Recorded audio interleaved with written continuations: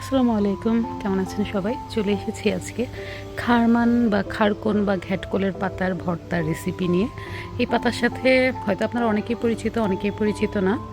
তো এই পাতাটা হচ্ছে রাস্তার ধারে অজাতি হয়, চাষের কোনো কিছু না।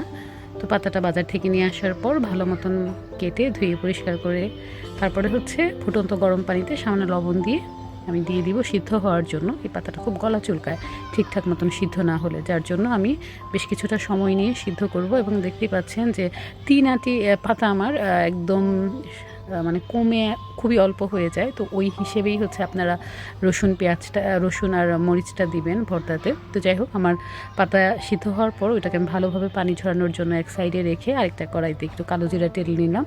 তারপর সেম কড়াইতে আমি হচ্ছে কাঁচামরিচ আর রসুন দিয়ে ভেজে নিব। এই ভর্তায় কোনো পেঁয়াজ ব্যবহৃত হবে না। তো রসুন আর কাঁচামরিচ ভালো মতন ভাজা হয়ে গেলে আমি পানি ঝরানো পাতাটা দিয়ে খুব ভালো করে হচ্ছে এটাকে ভাজবো। এটা যদি সামান্য সিদ্ধ হওয়া বাকি থাকে তাহলে কিন্তু প্রচুর গলা চুলকাবে। তো যখন ভালো মতন ভাজা হয়ে গিয়েছে তখন আমি ব্লেন্ড করে নিয়েছি। চাইলে পাটায় বাটতে পারেন, তাতে হয়তো আরও বেশি মজা লাগবে। সব শেষে ভর্তায় সরিষার তেল আর লবণ দিয়ে মেখে নিয়েছি।